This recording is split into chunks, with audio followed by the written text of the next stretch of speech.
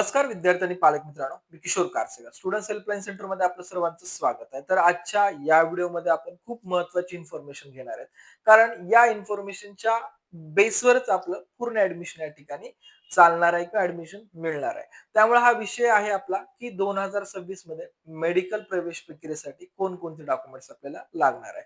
त्यामध्ये आपण पूर्ण जे काही होल ऍडमिशन आहेत म्हणजे नीट वरती जेवढे ऍडमिशन होतात किंवा ज्या ज्या कोर्सेसला ऍडमिशन होतात त्या सर्व कोर्सेसला लागणाऱ्या डॉक्युमेंटची आपण माहिती घेत आहोत. त्यामध्ये एमबीबीएस आहे, बीडीएस आहे, बीएमएस आहे, बीएचएमएस आहे आणि बीपीटीएच या पूर्ण कोर्सला जेही डॉक्युमेंट्स लागणार त्याबद्दल इन डिटेल इन्फॉर्मेशन आपण घेणार आहोत. लास्ट व्हिडिओमध्ये आपण या ठिकाणी कट ऑफ अनालिसिस बद्दल माहिती घेतली होती. अजून एक महत्वाची या ठिकाणी अनाउन्समेंट करायची आहे की जेही विद्यार्थी आपल्या चॅनलवरती नवीन आहेत अशा विद्यार्थ्यांसाठी महत्वाची सूचना. आपले स्टुडंट हेल्पलाईन सेंटरचं इंजिनिअरिंगचा हा डिफरंट चॅनल आहे आणि मेडिकल साठी टोटली डिफरंट चॅनल आहे. तर ज्याही विद्यार्थ्यांचा जनरल ग्रुप आहे तर असे विद्यार्थी आपल्या दोन्ही चॅनलवरती या ठिकाणी सबस्क्राईब होऊ शकतात की जेणेकरून आपल्याला या दोन्ही काउन्सिलिंग प्रवेश प्रक्रिया बेसिक रजिस्ट्रेशन पासून एंड ऑफ द डे पर्यंत आपल्याला पूर्ण आमच्या साईडनं आम्ही उपलब्ध करून देणार आहेत की जेणेकरून आपल्याला ऍडमिशन एकदम सुरळीतरित्या कसं मिळवता येईल या अनुषंगाने लहानांमधली लहान गोष्ट आपल्या चॅनलवरती आम्ही उपलब्ध करून देणार आहे.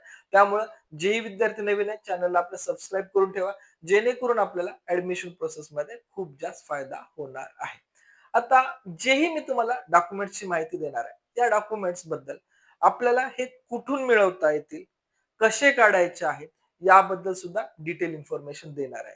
ऍडमिशन पर्यंत कुठले डॉक्युमेंट्स लागणार आहेत, ज्यावेळेस सीट अलॉट होईल त्यानंतर काय डॉक्युमेंट्स लागणार आहेत, अशी इन डिटेल इन्फॉर्मेशन या व्हिडिओच्या माध्यमातून मी आपल्याला देणार आहे. आणि व्हिडिओ थोडासा लेंदी होऊ शकतो, पण हा व्हिडिओ पाहिल्यानंतर मी एवढी तुम्हाला आश्वासन देऊ शकतो की आपल्याला डॉक्युमेंट संदर्भात कुठलाच प्रश्न उपलब्ध किंवा या ठिकाणी क्रिएट होणार नाही.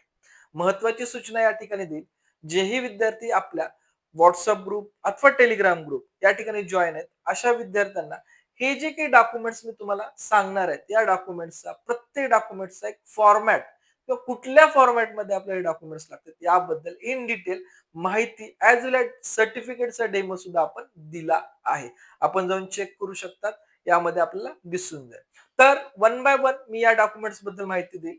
नीट ऍडमिट कार्ड हे आपल्याकडे ऑलरेडी आहे किंवा बऱ्याच विद्यार्थ्यांचं एक्झामिनेशन हॉलमध्ये जमा झालंय. तर आपल्याला हे सर्टिफिकेट आपल्याला वेबसाईटवरून काढून घ्यावं लागेल. त्या ठिकाणी आपल्याला सध्याच्या सिच्युएशनला अवेलेबल आहे ते आपण डाउनलोड करून घेणं इम्पॉर्टंट असणार आहे. नीट स्कोर कार्ड हे आपल्याला एनटीएच्या वेबसाईट वरती मिळणार आहे ज्यावेळेस आपला रिझल्ट डिक्लेअर होईल त्यावेळेस. त्यानंतर 10th सर्टिफिकेट. 10th सर्टिफिकेट हे आपल्या महाराष्ट्र बोर्डच्या विद्यार्थ्याला लागणार आहे. सोबतच याची जी सनद कॉपी आहे हे सुद्धा आपल्याला लागणार आहे. बऱ्याच विद्यार्थ्यांनी नीट ऍप्लिकेशनच्या वेळेस फक्त मार्कशीट दिलाय. तर यापुढे हे चालणार नाहीये. आपल्याला मार्कशीट ऍज वेल एज सनद या दोन गोष्टी अवेलेबल असणं गरजेचंच असणार आहे. नेक्स्ट आहे याच्यामध्ये की बरेच असे विद्यार्थी आहेत की सीबीएसई बोर्डचे आहेत. तर CBSE बोर्डला marksheet more than sufficient आहे. आयसीएसई बोर्ड, कॅम्ब्रिज बोर्ड या विद्यार्थ्यांना मार्कशीट विथ त्यांचं बोर्ड सर्टिफिकेट अथवा कन्व्हर्जन सर्टिफिकेट ह्या दोन गोष्टी या ठिकाणी कंपल्सरी लागतीलच. नेक्स्ट आहे 12th मार्कशीट. हे 12th मार्कशीट सुद्धा आपल्याला या ठिकाणी आपल्या कॉलेजमधून मिळेल. ज्यावेळेस आपला रिझल्ट येईल 2026 त्यावेळेस मिळेल. जे ऑलरेडी विद्यार्थी रिपीटर आहेत त्यांच्याकडे हे ऑलरेडी अवेलेबल असणार आहे.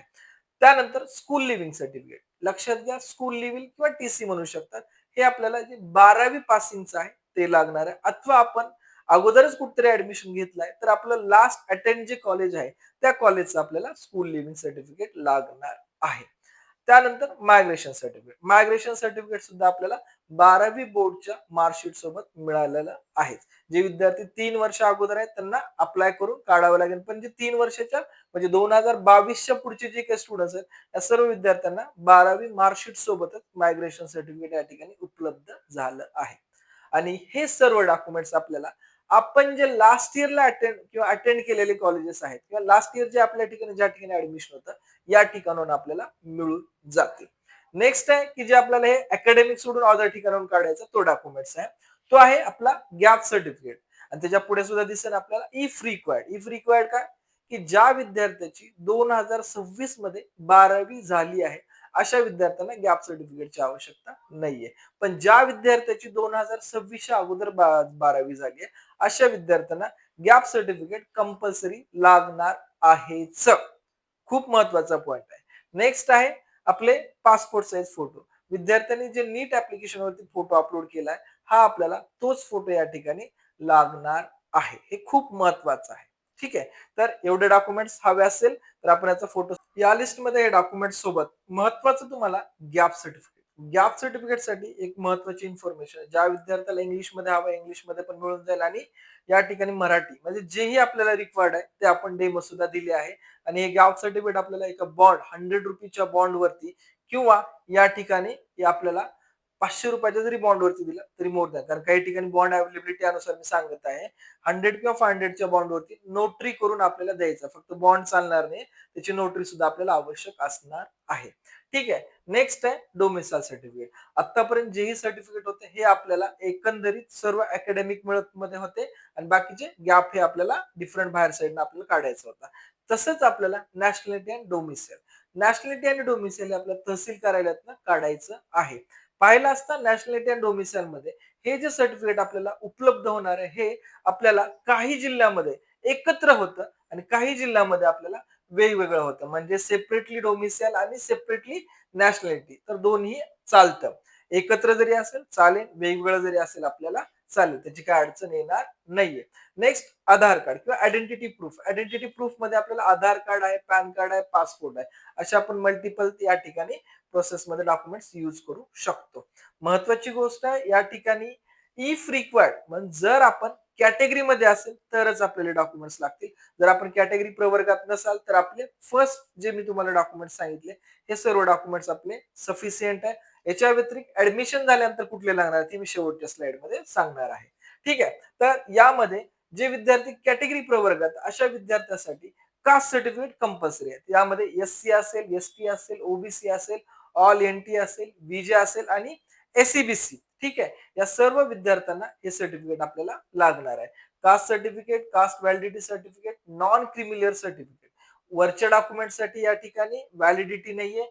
पण जो आपला नॉन क्रिमिनल हा सब्जेक्ट येईल या ठिकाणी हे डॉक्युमेंट्स आपल्याला व्हॅलिड अप टू 2027 म्हणजे 2027 पर्यंत वैध असणं अनिवार्यच आहे तरच हा आपलं सर्टिफिकेट या ठिकाणी स्वीकारलं जाणार आहे. बऱ्याच वेळेस आम्ही पाहतो की ज्यावेळेस काउन्सिलिंगला विद्यार्थी तर ज्यावेळेस आम्ही डॉक्युमेंट स्कॅन करतो करत असताना विद्यार्थ्याचे हे डॉक्युमेंट सर्टिफिकेट हे एक्सपायर होऊन अगोदरच गेलं असतं आणि बरेच विद्यार्थी जेव्हा जूनला जॉईन होतात त्यावेळेस अशी अडचण आम्ही पाहतो की ते विद्यार्थ्याला पुन्हा सर्टिफिकेट काढण्यासाठी वेळ कमी राहतो. त्या अनुषंगाने हा व्हिडिओ मी तुम्हाला आता शेअर करत आहे जेणेकरून आपण आपल्या वेळेमध्ये हे सर्व डॉक्युमेंटची या ठिकाणी व्यवस्थित पूर्तता करू शकतात. नेक्स्ट आहे ईडब्ल्यूएस सर्टिफिकेट. ईडब्ल्यूएस सर्टिफिकेट सुद्धा आपल्याला व्हॅलिड या ठिकाणी पाहिजे. ईडब्ल्यूएस सर्टिफिकेट काढताना महत्वाचं लक्ष द्यायचं आहे. सेंट्रलचं ईडब्ल्यूएस वेगळं असणार आहे आणि स्टेटचं ईडब्ल्यूएस वेगळं असणार आहे. सेंट्रलसाठी आपल्याला अनेक्झर आय लागेल आणि स्टेटसाठी आपल्याला अनेक्झर ए लागेल. हे आपल्याला काळजीपूर्वक पाहायचं आहे. ओबीसी मध्ये पण सेम म्हणजे नॉन क्रिमिनल मध्ये पण सेम आहे. स्टेटसाठी नॉन क्रिमिनल सर्टिफिकेट लागतं आणि सेंट्रलसाठी ओबीसी एनसीएल सर्टिफिकेट लागतं. ठीक आहे. आणि हे सर्व डॉक्युमेंट्स आपल्याला तहसील कार्यालयात उपलब्ध होतात. सोडून फक्त व्हॅलिडिटी. व्हॅलिडिटी सर्टिफिकेट आपल्याला समाज कल्याण ऑफिस मधनं मिळतं. एक महत्वाची सूचना द्यायची आहे.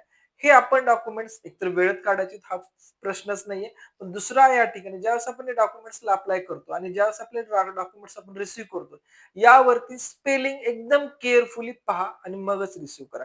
बऱ्याच वेळा तहसीलमध्ये बऱ्याच विद्यार्थी स्पेलिंग मध्ये मिस्टेक येते. कोणाच्या नावात येते, कोणाच्या आडनावामध्ये येते.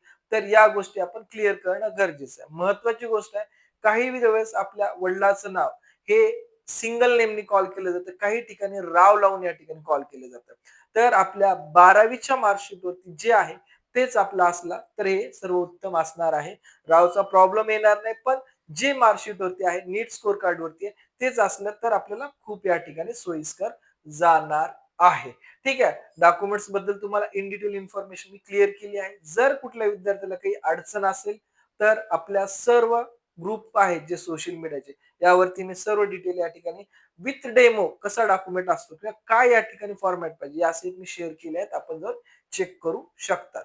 नेक्स्ट जे काही मी तुम्हाला आतापर्यंत सांगत होतो सोशल प्लॅटफॉर्म. बऱ्याच वेळेस असं होतं, की प्रत्येक वेळेस पोस्ट करणं, व्हिडिओ पोस्ट करणं कठीण होतं.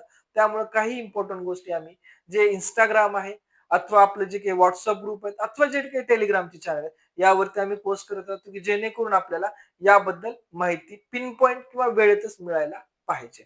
त्यानंतर इन्कम सर्टिफिकेट. आता जे काही कॅटेगरी सांगितली किंवा अदर डिटेल्स सांगितली, त्यामध्ये जेही विद्यार्थ्यांना स्कॉलरशिप घ्यायची आहे, स्कॉलरशिप बेनिफिट घ्यायचे अशा विद्यार्थ्यांना इन्कम सर्टिफिकेटची आवश्यकता असते आणि हे सुद्धा सर्टिफिकेट आपल्या तहसील कार्यालयातून मिळते. हे सर्टिफिकेट वडिलांच्या नावात असते. विद्यार्थ्याला आवश्यक असते म्हणजे विद्यार्थ्याचं इन्कम निघत नाही. त्याच्या आई किंवा वडिलांचं किंवा आपला जो गृहकर्ता आहे, त्या गृहकर्त्याचं या ठिकाणी निघत असतं. आणि नंतर बँक पासबुक. कारण ज्यावेळेस आपण स्कॉलरशिपला अप्लाय करू, तर त्यावेळेस विद्यार्थ्याच्याच नावाचं या ठिकाणी बँक अकाउंट लागतं, पालकाच्या नाही. विद्यार्थ्याचेच लागतं. त्यामुळे आपल्याला बँक सर्टिफिकेट किंवा बँक पासबुक सुद्धा आपल्याला आवश्यक आहे. आता महत्वाचं यामध्ये, की डिफेन्स किंवा डिफेन्स पर्सनसाठी तर पाहिलं असता डिफेन्ससाठी आपल्या मेडिकल प्रवेश प्रक्रियेमध्ये 5% रिझर्व्ह सीट असतात.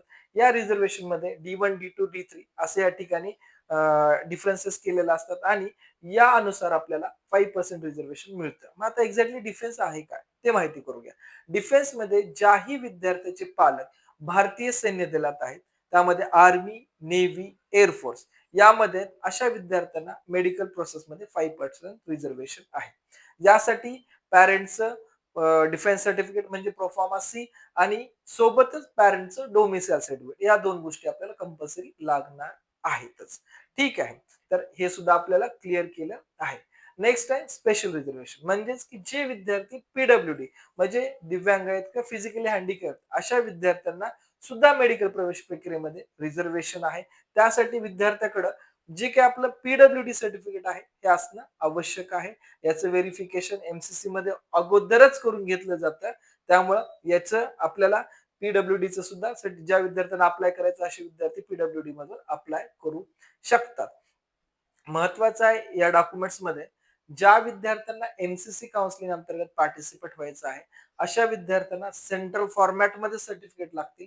ज्या विद्यार्थ्यांना ओन्ली स्टेट काउन्सिलिंगमध्ये पार्टिसिपेट व्हायचं आहे, अशा विद्यार्थ्यांना स्टेट फॉर्मॅटमध्ये सर्टिफिकेट लागतात. उदाहरणार्थ बऱ्याच विद्यार्थ्यांनी ज्यावेळेस आपण नीटचा फॉर्म चालू होता, हा ईडब्ल्यूएस प्रवर्गातनं भरलाय. मग स्टेटमध्ये त्यांची कॅटेगरी दुसरी असती कुठली तरी. तसंच ओबीसी मधनं मॅक्झिमम विद्यार्थ्यांनी फॉर्म भरला. तर स्टेटमध्ये आपली वेगळी काहीतरी कॅटेगरी असते. तर आपली ज्यावेळेस आपण एमसीसी काउन्सिलिंग करू तर एमसीसीला सेंट्रल फॉर्मॅटचे सर्टिफिकेटच देणं गरजेचं आहे. स्टेट काउन्सिलिंग करू तर आपलं स्टेटचे सर्टिफिकेट देणं गरजेचं आहे. मी ओबीसी मधून फॉर्म भरलाय म्हणून ओबीसी सर्टिफिकेट आपल्याला एकतर कार्यालयातून मिळणार नाही आणि आपल्या प्रोसेसमध्ये सुद्धा चालणार नाही. तर स्वतःचे कन्फ्युजन करून घेऊ नका. तर जर ओबीसी असेल तर आपलं जर मूळ कॅटेगरी स्टेटमध्ये NT1, NT2, NT3 या प्रवर्गात असेल तर आपले ते सर्टिफिकेट आपल्याला लागणार आहे. ठीक आहे. नेक्स्ट आपला जो पॉइंट आहे MKB Maharashtra Karnataka border area यामध्ये खूप कमी विद्यार्थी असतात. तर विद्यार्थ्यांनी लक्षात घ्यायचं की आपल्याला कुठलं सर्टिफिकेट लागतं जर आपण या प्रवर्गात येत असाल आणि हे माहिती कुठून भेटेल की आपल्याला याची सेपरेटली लिस्ट आहे जिल्ह्यानिहाय तालुकानिहाय आणि गावनिहाय अशा लिस्टमध्ये आपल्याला महाराष्ट्र कर्नाटक बॉर्डर एरियाची पूर्ण माहिती मिळेल आणि या डिस्प्युटेड एरियात जी काही मुलं येतात किंवा महाराष्ट्रात या विद्यार्थ्याला ऍडमिशन घ्यायचंय त्या विद्यार्थ्याला डिस्प्युटेड एरियाचं सर्टिफिकेट मदर टंग सर्टिफिकेट आणि 10वी-12वी ज्या ठिकाणी झाल्या ते ठिकाणचं आपल्याला सर्टिफिकेट लागणार आहे. ठीक आहे. नेक्स्ट असंच आपलं रिझर्वेशन मिळेल हिले एरिया म्हणजे डोंगराळ भाग की जे विद्यार्थी डोंगरी भागात आहेत याची सुद्धा एक इन डिटेल लिस्ट येते. जर आपण त्या भागात असेल तर त्यासाठी सुद्धा आपल्याला पॅरेंट्सचं डोमेसाईल लागणार आहे. जसं डिफेन्स पर्सनसाठी आहे तसं याही विद्यार्थ्यांना सेम लागणार आहे. सोबतच विद्यार्थ्याचंही तर ऑलरेडी लागणारच आहे आणि दुसरी गोष्ट 10वी-12वी ज्या ठिकाणी झाल्या तिथले सुद्धा आपल्याला मार्कशीट लागणार आहे. नेक्स्ट आहे नेक्स्ट म्हणण्यापेक्षा आतापर्यंत जे काही मी आपल्याला डॉक्युमेंट सांगितले हे सर्व डॉक्युमेंट्स हे आपल्याला बिफोर ऍडमिशन किंवा ऍडमिशन प्रवेश प्रक्रियेत लागणारी आहे. आणि हे सर्व डॉक्युमेंट झाल्यानंतर आपल्याला ज्यावेळेस आपल्याला एखाद्या कॉलेजची सीट मिळेल तर सीट मिळाल्यानंतर आपण ज्यावेळेस रिपोर्टिंगला जात असतो त्यावेळेस आपल्याला काय करायचंय की जे आपण रजिस्ट्रेशन फॉर्म भरलाय त्या रजिस्ट्रेशन फॉर्मची प्रिंट ठीक आहे, कंपल्सरी लागेल. एमसीसी असेल या स्टेट काउन्सिल लागेल. त्यानंतर आपण जे काही चॉईस फिलिंग केली आहे त्याचं अलॉटमेंट लेटर म्हणजे जे आपल्याला कॉलेज मिळालंय त्याचं एक अलॉटमेंट प्रिंट मिळते. हे अलॉटमेंट लेटर सोबतच आपण ज्या कॉलेजमध्ये ॲडमिशनचा डी भरत आहेत, आपल्या कॅटेगरी अनुसार असेल त्या पूर्ण फीसचा आहे. तर हे आपल्याला डी लागणार आहे. आणि या व्यतिरिक्त आपण जेवढेही डॉक्युमेंट दिले आहेत, त्या सर्व डॉक्युमेंटची आपल्याला 5 झेरॉक्स कॉपी कंपल्सरी लागणारच आहेत. तर या व्हिडिओच्या माध्यमातून विद्यार्थी पालकांना टोटली एम-बी-बी-एस, बी-डी-एस, बी-एम-एस, बी-एच-एम-एस, बी-पी-टी-एच या सर्व प्रोसेससाठी कुठले डॉक्युमेंट्स लागतात याबद्दल इन डिटेल इन्फॉर्मेशन दिली आहे. तर महत्त्वाचं मी लिस्टमध्ये ॲड झाला नाही हा पॉइंट, की आपल्या मेडिकल प्रवेश प्रक्रियेमध्ये आपल्याला मेडिकल फिटनेस सर्टिफिकेट सुद्धा या ठिकाणी लागत असतं. ठीक आहे. मेडिकल फिटनेस सर्टिफिकेट या ठिकाणी माझ्याकडून चुकून मिस झाला आहे पॉइंट. पण व्हिडिओ एंड करण्याच्या आत मला या ठिकाणी लक्षात आलंय, की प्रोफार्मा एच ठीक आहे. प्रोफार्मा एच हे मेडिकल सर्टिफिकेट सुद्धा आपल्याला या ठिकाणी लागत असतं. तर ठीक आहे. तर आपण हे सर्व डॉक्युमेंट्स या ठिकाणी मी तुम्हाला सांगितले. इन डिटेल लिस्ट पाहिजे असेल ग्रुपवर मी अवेलेबल करून देईल आणि इन केस असं एखादी गोष्ट आमच्याकडनं राहत असेल आपण कमेंटमध्ये सुचवा. आम्ही त्यामध्ये करेक्शन डेफिनेटली करू. कारण एखादा पॉइंट राहू शकतो.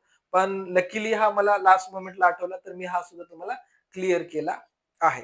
ठीक आहे. या व्यतिरिक्त जर आपल्याला काही अडचणी असेल, काही क्वेशन असेल तर आपण कमेंट्समध्ये विचारा.